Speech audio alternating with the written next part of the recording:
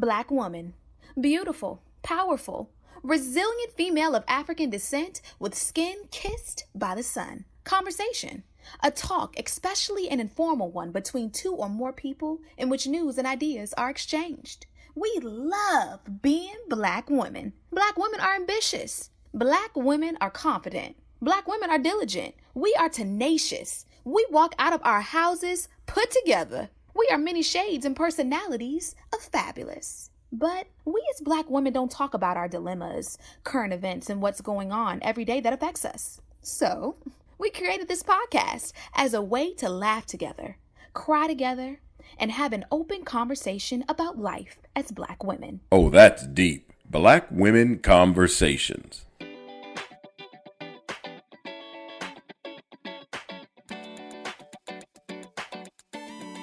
Hey, Nicole. Hey, Janine. How's your week been? The week has been rough. Let me tell you. So, I went to the American Medical Association conference, and I'm also going out of town this week. So, I told myself, do you really want to not see your child for over a week? Because I left on Friday and obviously came back on Wednesday night. And so I said, no, I don't want to do that, because I would then go from Friday through the next Friday and into Tuesday, pretty much, or late Monday before I saw him. So I didn't want to go over a week without seeing him. So something told me, Nicole, just bring your mom and Harrison with you to the American Medical Association conference. Now, why did I do that? Right? Because I'm traveling with a 4-year-old. Just turned 4. There's something different about a brand new 4-year-old and an established 4-year-old, okay? A brand new 4-year-old is really still 3. So he's acting as a 3-year-old does, which means that if McDonald's doesn't put his fries in the little carton and wants to put it in the little, paper baggie, he's going to have a fit, right? Or if he can't stand up on the tour bus, he's going to have a fit. So Harrison had a lot of fits, but he also had a lot of fun. And obviously those are moments we are going to remember forever and hopefully cherish forever. I don't know if he's going to remember them, but I will remember them. But I'm also going to remember the tantrums. And so it's going to be a long time before I travel with him again. It was just a lot. It was just a lot. I feel broke down. I feel really broken down because every day it was something different with Harrison. Now, we did go to the Museum of Museum of Ice Cream. That was great. Went to SLU Moo. That was awesome. We went to Millennium Park. Love Millennium Park. But I didn't realize that there was like a whole play area behind the symphony in Millennium Park, which is all really not Millennium Park. I forget what it's called, but you go across the bridge and there's like 6 playgrounds over there. So we had a blast. When we're doing stuff, we always have a blast. But Harrison doesn't like to depart anywhere. So when it's time to go, he's like, no, I want to play a little longer. Can I please play a little longer? And I'm like, oh my God. When he says please, it's just so hard to tell him no. But then we almost missed our flight, so we had to go. But he was fussy the whole time. So my whole week has been broken down by a toddler. That's how my week's been. So how was your week? I know you had some games and some events. I had a game and an event tonight. So I did a lot today, and then I worked all day. I had a game, had an event, then I came home. Now I'm here talking to y'all. I mean, I'm living the life. I'm tired. Did y'all win at least? We didn't play. So it was just an event at the stadium, essentially. But I say I'm living the life, but I'm living the life and I'm tired. If you look at my eyes, they look like I'm tired because I am. I'm tired. I'm exhausted. But I keep saying I just have to get through July. I have to get through July. And once I get through July, it'll be better. But yeah, it's just been a lot. It's been a lot going on. But it's all positive. So I'm grateful. All right, y'all. So how has y'all's week been? Is it y'all's? Y'all know I'm Southern. How was your week, you guys? Our listeners. Did you guys have a really busy week? Or have you made sure to catch up on the podcast because You've been binge listening to us. That's what we like to hear. We hope so. So, y'all, we got something fun for you today. Oh, yes. This is going to be good. Here's the thing. Today, we've decided, because Nicole and I are super busy, and I'm sure that you can probably tell that from social media. So, we decided that rather than doing a whole new episode, we're going to go back to the episodes that we did before, and we're going to share your comments with everybody. So we're going to share your comments with everybody. And guess what? We're going to comment back live. Y'all ready? You ready, Nicole? I'm ready. Let's do it. So, I just love that we're doing this because this lets you guys know that we actually are reading your comments. So if you come at us crazy, guess what? We might pull your comment live on the air and talk about you. I'm just saying. So anyway, so the first comment that I thought was really cute and sort of kind of hit home for me was during an episode we had Kim Allen. So you guys remember Kim Allen? She's on the network. She did live readings for me and Janine, and she also answered a lot of questions that you guys had. And so from one of our listeners, and I won't call her name out, but after she heard her live reading or answer her questions, she commented back and said, my reading said I'm going to have to choose between a better career and a baby. Why can't Black women have it all? Now, the reason that this hit home for me is because I feel like a lot of us think the same thing, right? Like, why do we have to choose between having the man we want and the career we want? Having the career and starting a family, especially with a lot of Black educated women waiting a little while longer to start families. Sometimes that means that we are high risk pregnancy. So of course that's gonna hit home for me being an OBGYN. I'm like, she's so right. Why do we have to, pick and choose between all? And I don't know about you, Janine. I don't really think you should have to choose. Yeah, I think that there's certain things that everyone has to choose, right? I just think that for us it's a lot more difficult because we have to work harder for everything that we get. It's not fair, but it seems to just be a fact of life. It kind of sucks, but I agree. Like, why do we have to choose? Like, why can't I have the kid and then the nanny to take care of the kid and then the house cleaner to clean the house and then a chef to cook my food and then a husband that will put gas in my car? And, why can't we have it all? I think that we can too, but to Kim Allen's point, this listener did send us a follow-up and let us know that she's pregnant. So she has a job. She actually chose the job that she wrote us about, and she is pregnant. So apparently she does have it all. To be continued on Kim Allen's comments on this listener, and we'll see how things happen. Hopefully this listener will follow up with us in about a year when her child is born and she's in the thick of the job to let us know if she still can have it all. Okay, so do you remember the episode that we did about the side chicks, right? There was a lady that she said hardworking men, they deserve to have a side chick, but men that don't really have any money, they can't take their wife out to a 5-star restaurant. They shouldn't take the side chick out to a 5-star restaurant. They can't afford to have a side chick. Yep. And we kind of agreed, right? But one of the comments that we got was, she sounds stupid. And it says, sorry, I hate to call another Black queen stupid, but this sounds crazy as hell. If a man feels that he needs to be with multiple women, then he needs not be in a relationship with anyone. Don't waste people's time. It does not matter if he's financially stable or not. And then there was follow-up comments to that comment, but another one says, this is nonsense. Know your worth. And a lot of people were like, this is tomfoolery. People were agreeing with her. But yeah, so apparently y'all don't agree that a man that makes decent money deserves to have a side chick. Now, y'all, I might have to disagree with y'all. I mean, it's only like, I don't know how many men is on this earth, and I don't know how many women are on this earth. But the idea of monogamy forever just seems, and I'm not telling y'all to be out here having side chicks. Don't take that. But I'm just thinking, Like, let's just think about this for a second. The idea that you are going to be with the same person for the rest of your life is a little odd. No? We did not agree on this then. We're not gonna agree on this now, Shanine. Listen, if you with me, I'm the only thing you need. I don't care how much money you make. You are not gonna have permission to have a side chick. No.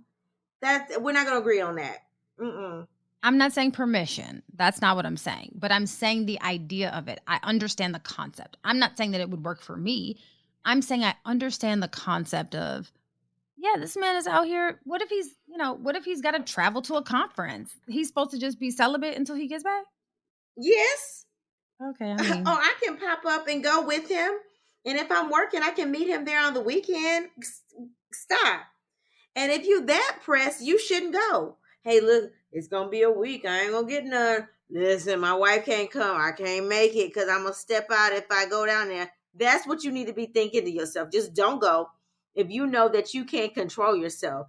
And at some age, there has to be some maturity in that we can control our hormones and desires, right? Like, for real, like, people in their 40s can't control themselves? Please. oh, please, girl. It's men in their 60s that can't control themselves. Let's be honest. 6 to 60, 8 to 80.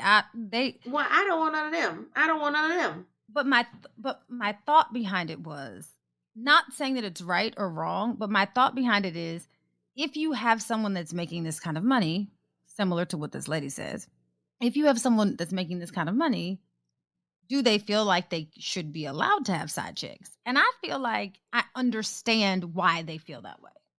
Do I agree? No, especially not my man. Now, y'all's man can have a side chick if he wants, but mine, he can try it if he wants to. That side chick might be his only chick because I'm gonna walk out the door. But my point is, I understand why men that have high net worth think that it's acceptable. Let me find out.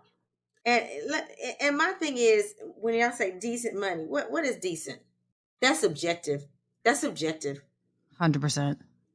All right, now, y'all remember the episode on Rage, Lead, and Existence, right? That's the episode which was unfortunate because homegirl like snapped on camera, right? Like she was live. Her mama was in the background, egging her on, talking about how her husband don't ever cook and clean. He's getting dressed for work, and she shoots him on Facebook Live and kills him. That was super unfortunate. You could hear the kids in the background yelling for their dad. Just sad, right? So to that episode, everybody's comments, inbox, under messages, under videos, it didn't matter. Everybody was enraged about this chick. They could not believe that she did this. And the comment that stuck out to me says, she needs her ass whooped. And I would say that she needs more than her ass whooped, right? Like, she needs to be whooped. She needs to be, under the jail. And some of the other comments also mentioned that her mom needs to be held accountable for this man's death too, because the mom was egging the daughter on. Like, they were both going back and forth about how this man was no good, although he's going to and from work to provide for the family. I don't understand that, how he's no good. But a lot of the comments did recognize the mom as being responsible. I don't know how you feel about that, Janine, but when I was reading those comments, I was like, they sort of have a point. Look, I agree. I think that everyone involved, including the mother, all of the adults involved in that situation, including the mother. So even the person, I guess, who he was on the phone with when it happened, or who he'd been talking to earlier. It's just a tragic situation, and no one wins in these situations. No one does. And yeah, she need to get her tail whooped. She need to get her tail whooped. She need to get her tail whooped again. And she need to get her tail whooped another time. I'm not saying to kill her. That's not what I'm saying. But I'm saying whoop her tail. Because why would you think that that was acceptable? Now you about to spend the rest of your life in jail. I don't know if she's going to spend the rest of her life in jail, but she should. Spend the rest of your life in jail. And your kids are likely traumatized. They basically watched you kill their father. I agree. She need her tail whooped. I agree with that comment. Okay. So do you remember the episode that we had about awkward intimacy? Remember that one? Yes. You don't Vaguely. remember awkward intimacy. We got the episode because remember the man when he wanted to sleep with his wife, he wanted to play church hymns or whatever. Oh yeah, He was they playing were on church divorce songs. court. Yes. Yeah, that's weird. So someone said basically they were talking about, and I'm just going to kind of paraphrase this one, that they have aches and pains and bumps and bruises when they are intimate. Because we asked people, what is the most awkward intimate situation that you've ever been in? So people said that they had aches and pains and bumps and bruises. And then somebody inboxed us and said that, and I love this one because y'all know, if y'all don't know anything else about me, and I'm not sure that you all know this, but if you don't know anything else about me, you know I love dogs, right? So this one was a favorite for me. Someone inboxed and said the most awkward, intimate moment that they had was when they were sleeping with their girlfriend and the dog got onto the bed and began to growl and try to return their undergarments to them, essentially saying, "It's time for you to go home." I'm amused. I'm amused because the dog was like, "You don't belong here. It's time for you to get up out this bed with this person that's not your spouse, and it's time for you to go." I was tickled, but I don't know how I would feel if my dog was growling at somebody that I was trying to get it with. Growling, then you gonna take their undergarments? Like what in the dog chastity belt is going on? I think that on this episode I probably did share that there was this guy that wanted to date me and my dog. I don't have the dog now. Obviously, that's not Sophie. But when I was in Mississippi, the dog peed on the guy's feet as soon as he entered the door.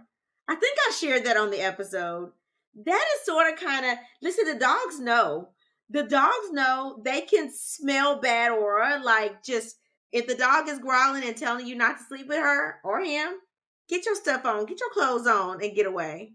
Because the dogs don't lie. Something ain't right there. That's real. I had a friend that there was this girl that he was dating, and none of us liked her. And no exaggeration, Nicole, every time she used to go over my friend's house, she said that his dog's name was Hallie. That Hallie would chew up the girl's washcloth, like go into the bathroom, not pull all of the washcloths or all of the towels down, just the one washcloth that belonged to her, and would pull it down and throw it down the top, like from the top of the stairs, just drop it down. Now, this is a dog, mind you. So you're right. Dogs be knowing. So I just find it funny that there was a dog that interrupted an intimate moment. It's something about that tickles me. Like the dog was like, "You ain't supposed to be in this bed with this person that ain't your spouse." That's hilarious. So this is sort of a sad one. This is from the Jordan Neely episode. And if you remember, Jordan Neely was the guy that was dancing on the train. Like he used to do Michael Jackson impersonations on the train. He obviously had mental health issues. And I want to say he was houseless. Is that right? So, and he was basically accosted by another, I guess, passenger on the train who felt annoyed, right, by his outburst.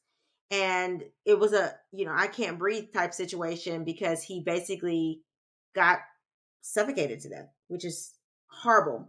And so one of the comments said, no matter what he was doing, as long as you ain't hurting nobody, he ain't supposed to die.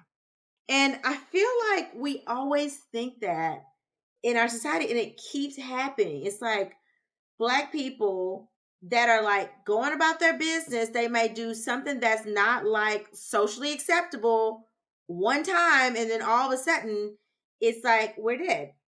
I mean, think about it. Like all of these like hashtags is like something that we did not do that was not orderly, right? Cost us our lives, Sandra Bland, she got pulled over by the police and she got put in jail, and you know how that ended. It cost her life because she was being a little rebellious. Trayvon Martin walking home in a hoodie. I guess you can't walk in a hoodie no more. Like anytime somebody clear feels threatened, and you feel like you can stand up for yourself, you may die. So the comment hit home for me because I'm like, that should be true, but it's not. It's not. And it scares me to death having a little black boy.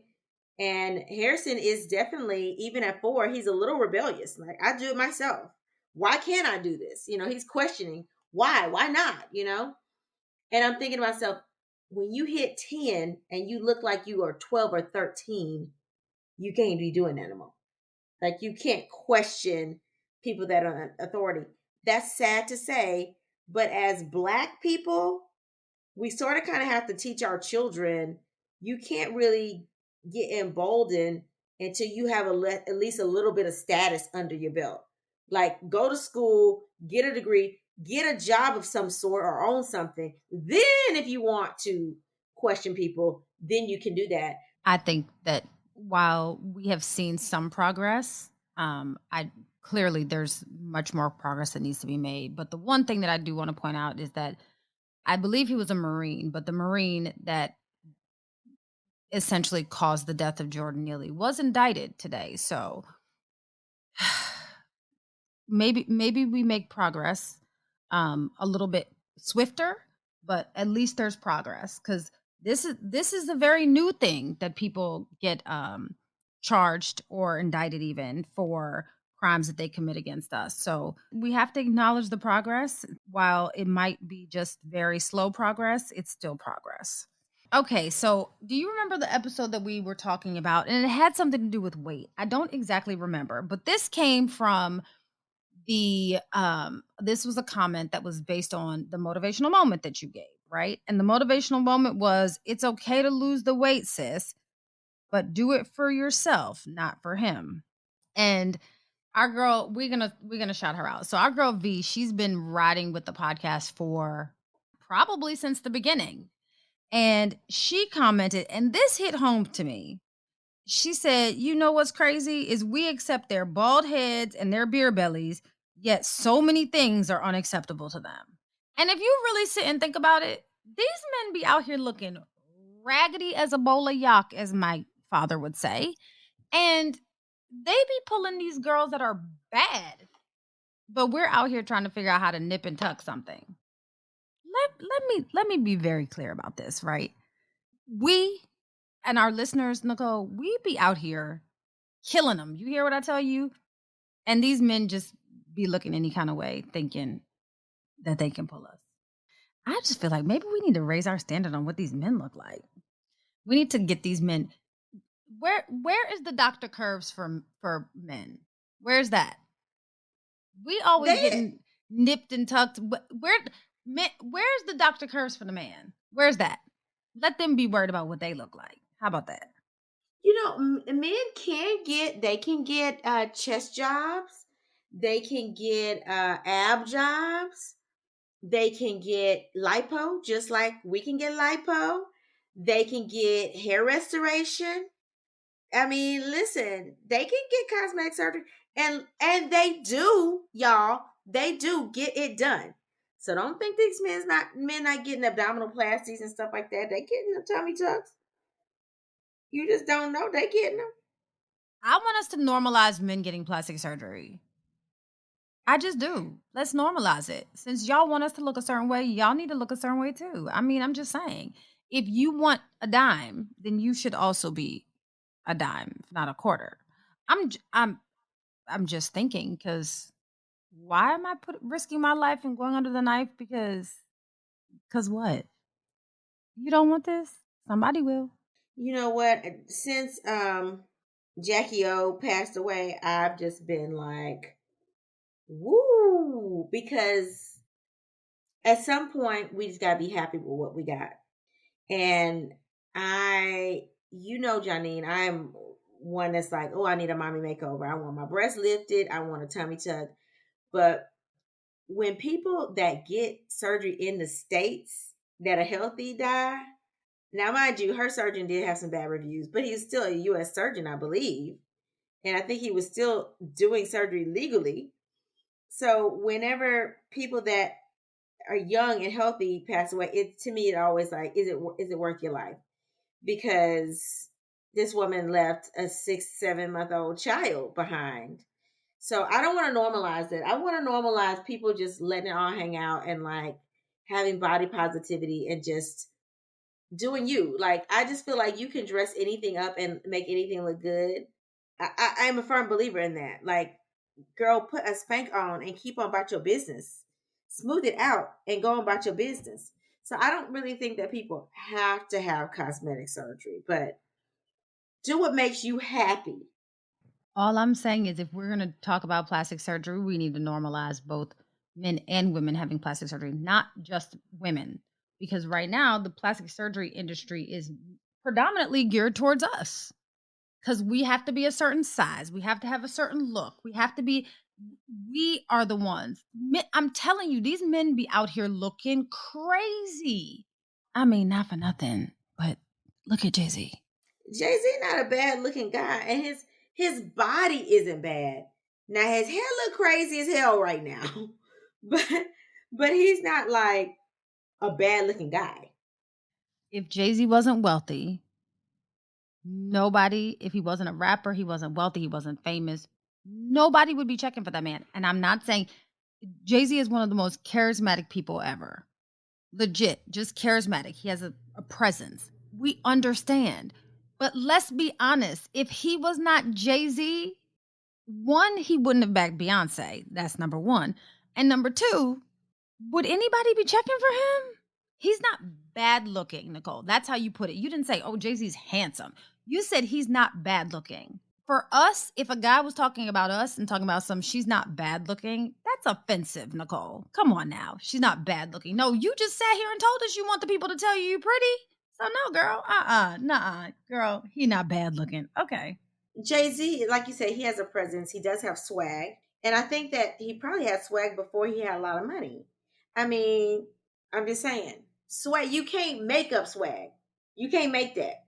You either got that or you don't got that. Real quick, I know it's your turn, but I'm going to jump in real quick. That was giving Kanye West vibes, but Speaking of Jay-Z and Beyonce, do you remember the episode that we did where the lady was preaching and she was like, the Christian shouldn't be at the Beyonce concert? Remember? She preached a whole Sunday message about how you're not supposed to go to the Beyonce concert. Remember. And she preached the whole message, and half that congregation that was probably sitting there listening to them went to the Beyonce concert already by now. Look, I don't know.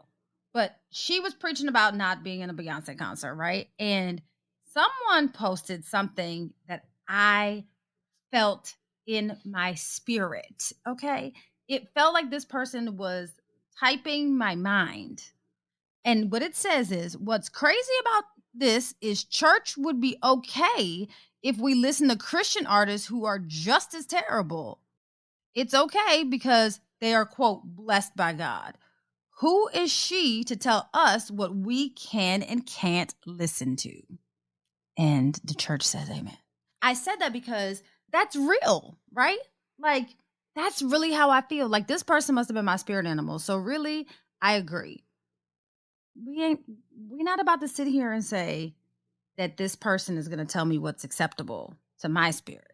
That's just how I feel. And all these heathens in the church directing and singing in the choir and doing everything else, are we still listening to their music? Not for nothing, but we've talked about this before. Pastor Gray, I think his name is Pastor John Gray. He still has a congregation. It's okay if you're blessed by God, in quotation marks. It's okay for people that are blessed by God to do whatever they feel like it, but just Jay-Z and Beyonce, they can't. Y'all wild. But who wrote this comment? Black Velvet 2.0. Black Velvet, you are my spirit animal. I'm feeling it. You're my spirit animal. That's how I feel. Straighten up what's in your own backyard first before you start coming for mine. Mow your own grass first. It's called sweep around your own front door before you try to sweep around mine. That's what the old folks say, y'all. That's a song. For the tenderonis in the house, that's a song. Nicole, that was fun. Did you enjoy yourself? Oh, I feel like I'm spying on a listener, but I love it because we really do read y'all's comments, and some of them are hilarious. I know we did take some of them that were serious because, y'all, we got to be deep sometimes, right? We gotta go back and be deep. But that was fun. Maybe we'll do that a little bit more often. I do like that. But next week, we will be back with our regular episode, and we will take your letters and tell you what's on the timeline, because the timeline is popping. All right. So, of course, we don't have a topic this week. So I'll just give you a motivational moment for the whole week. And it comes from the one and only Angela Bassett. And she said, "Don't settle for average. Bring your best to the moment. Then, whether it fails or succeeds, at least you know you gave all you had. We need to live the best that's in us. Until we meet again." Pray, work, slay.